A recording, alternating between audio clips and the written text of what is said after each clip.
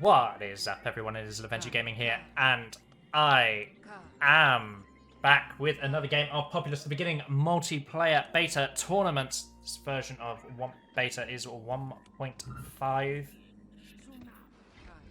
We've had a spectator pause already. Remember, if you are a spectator in the tournament game, do not randomly pause it, because that is considered bad. So, we have fresh into the losers bracket representing Clan Avenging Angels. It is Avenging Angels' Sponge. He's playing as the Dakini tribe in the Dakini position. His opponent playing as the Chumara tribe in the Chumara position. It is Skylove80, also known as Bread, also known as Raw Toast Gaming. I like Bread the most. I think that's the best name. His name is Bread. So, we've got a bit of slow building out of Bread, of course. Narrow Passage is one of those maps where you have to build as quickly as possible whilst harvesting your wood at the same time. You can see Sponge has got a number of huts down already, in addition to, or by comparison to the two that Skylove is currently working on. Now, we've talked about this before in a previous cast. You may remember that my co-cast with Baba, we addressed the fact that Red gets an advantage on Narrow Passage. Not typically something that becomes a problem in a 2v2 scenarios. This map is typically used, but it does carry with it a slight tactical advantage in the 1v1 situation. Red gets a guaranteed convert of 4 if they are quick enough, versus all the other tribes, which gets a convert of 2.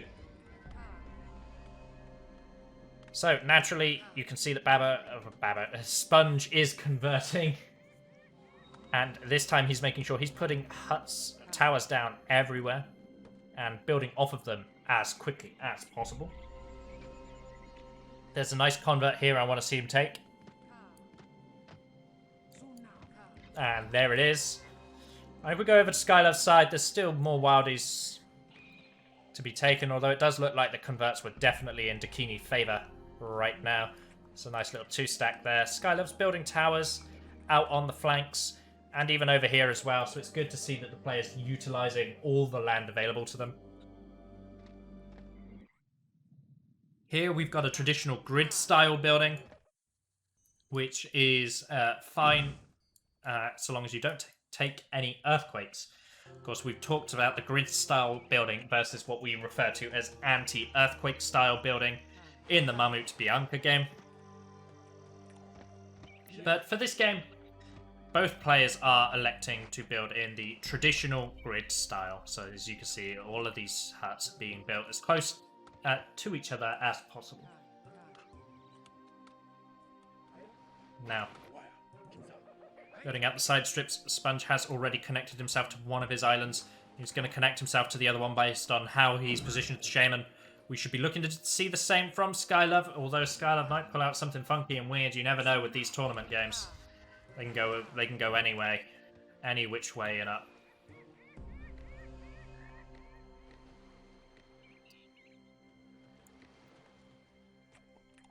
So we have Skylove's just finishing up their convert and building a warrior hut.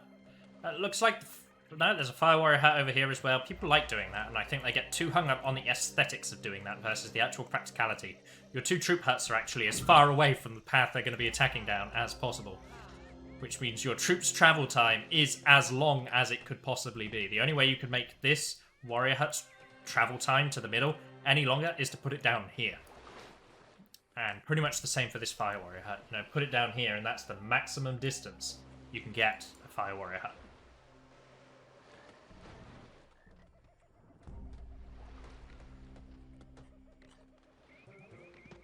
So we've got a warrior hut coming out from Sponge to add to the warrior hut of Skylove. Skylove's just connecting to his first island now.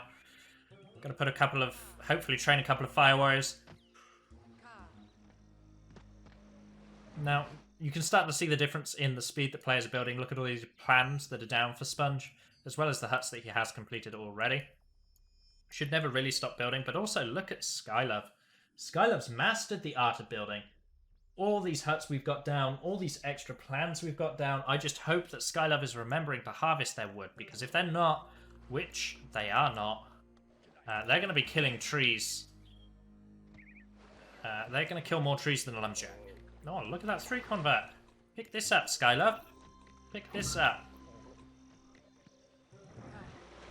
First land bridge from Sponge is going to flatten out and widen the narrow passage. Of course, this map is narrow passage. I've said it 100 times before. The reason it is called narrow passage is because this passage is narrow. Shock horror, I know.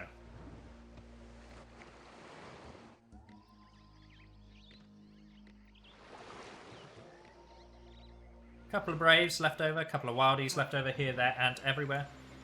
This stream is being commentated on by more than one person.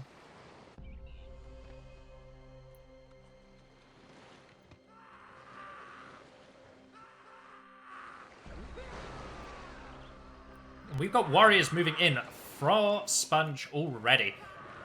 He's widened out his passage, and we've got a Ghost Shaman. Ghost Shaman from Skylove. Which one's real? Well, it's the one that just cast more Ghost Army, of course. Sends the Ghost forwards to try and push the Shaman into the water. The warriors are going to intercept, but the warriors may end up pushed into the water themselves. A Ghost for a warrior is a perfectly fine trade. Here the warriors go. Oh, they're almost there. Oh, the warriors are doing all the pushing. The Ghosts didn't get a single warrior because they weren't actually commanded to attack anything. So the warriors were doing all the attacking. See if these Braves manage anything better. A couple of swarms come down. A Ghost gets a warrior. But for the amount of Ghosts and the amount of swarms used there, it really was not worthwhile. Skylove throws down yet another Ghost Shaman. It's good to see Skylove not being afraid to play with Ghost Shamans right now. Trying to get the Shaman to move. You need to get your Shaman off of this path. Shaman being stuck there makes her very, very vulnerable, and Sponge knew it as well. 3 Ghost Shamans. I think Babo's pinging which one is the real one. Don't think it matters, they're all in the same place, but we will keep an eye on it. It's going to be whichever one casts. Oh, and Sponge was paying attention to which one was the real one, but Skylove was able to retaliate with a light of their own, sending Sponge into the drink. So both Shamans actually trade. It's a 1-for-1 trade, and Sponge is playing this a little bit tentatively. If I'm honest, he's got warriors available to him, but he's not utilizing them. Skylove really hasn't prepared much of defense and isn't being punished for it. We've got the first fire warriors coming up now. And Skylove's even going to be going on the offensive with their own warriors, potentially. No, they're just patrolling for the defense. So that does not matter. I always like to see these towers get dismantled. This is 5 woods you could get back. It's not doing you any good staying as a tower. You know, dismantle it, get the 5 wood back, upgrade a hut with it. You know, build another hut with it. Build over half a troop hut with it. That's half a warrior hut, guys. 2 towers, that's a whole warrior hut with some change.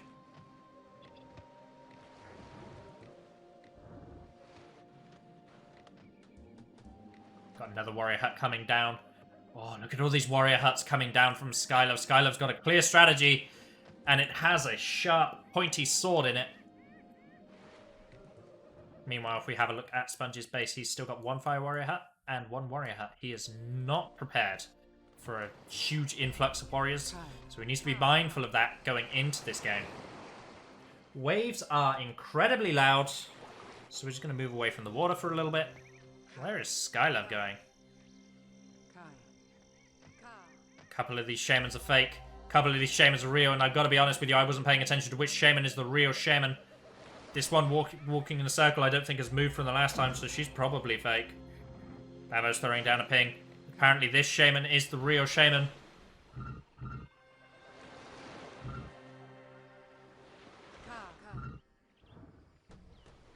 Wow, that tactic is amazing, Skylove. I don't have a clue, says Med. Ghost shamans everywhere. Which ghost shaman is real? We're going to have to find out here. It's hard to say. But Med's in no pressure. He's under no rush. You know, they're not able to do anything from this position. I mean, he's able to secure this narrow passage with some defense of his own. It's going to make it harder to push down here. Additionally, This is giving Sponge time. You know, faking a backdoor sounds like a good idea, but at the same time, you're telling your opponent that that is something on the card. If your opponent hasn't been thinking about the backdoor, they certainly are now. They're going to be looking at your troop huts. He's going to see 1, 2, 3, 4 troop huts. You know, he's going to see 4 troop huts. He's going to see all the warriors around the troop huts as well. Now you're trying to hide them in huts, which is good.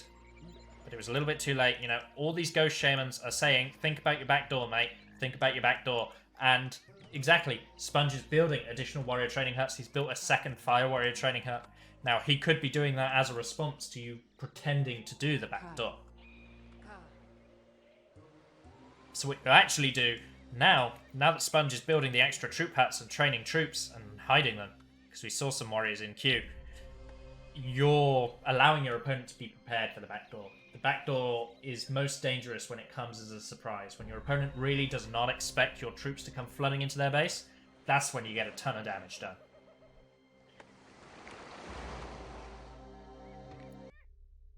We get a world view once again. You can see the Skylove's done a great job of building constantly.